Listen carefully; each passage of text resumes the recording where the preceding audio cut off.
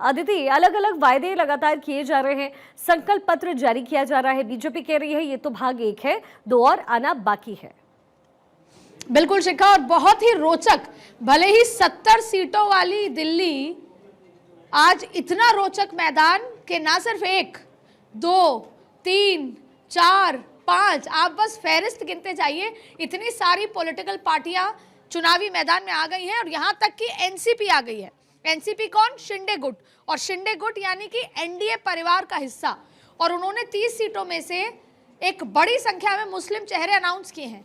तो अब आप समझ सकते हैं कि किस तरीके से भी अरविंद केजरीवाल को रोकने के लिए भारतीय जनता पार्टी ने पूरी चौतरफा जो है जिसे कहते हैं कि घेराबंदी कर ली है। अब आप देखिए, सबसे रोचक बात यह है, ये पहली बार है कि नया पैटर्न कि चाहे कांग्रेस हो, एक दिन एक अनाउंस होता है, फिर 2 दिन बाद दूसरी अनाउंस होती है योजना, फिर तीसरे दिन तीसरे अनाउंस होती है। यानी कि जैसे 100 मीटर रेस होती है कि पहले तुम भागो, फिर तुम्हें भागते हुए देखते हुए हम अपनी स्पीड बढ़ाएंगे या स्पीड घटाएंगे। तो और आज भारतीय जनता पार्टी ने भी 3 फेज में जो संकल्प पत्र हैं, पहला, दूसरा, तीसरा, और आम आदमी पार्टी को भी इसी बात का इंतजार है। सरकार में रहते हुए आम आदमी पार्टी ने हिंदुत्व कार्ड भी खेल लिया।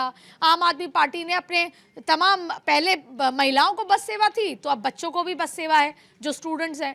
तो अब ये देखा जा रहा है कि अगर तुम इतना ऐलान करोगे तो जिसे बहुत ही आम भाषा में कहा जाए तो आपने कभी पुरानी पिक्चरों में या कभी असलियत में देखा हो कि किसी पर बोली लगती है तो पहले 100 रुपये, तो सामने वाला कहता है 200 रुपये। तो जाहिर तौर पर यह मुकाबला बहुत रोचक हो गया है, और इसको और बेहतर तरीके से समझने के लिए ये दिल्ली देश की राजधानी है और राजधानी सुन के इठलाठी है, लेकिन जो विकास दिल्ली का होना चाहिए था वो शायद ही कुछ लोग ये कहते हैं शीला दीक्षित के समय होने के बाद से अब नहीं हुआ।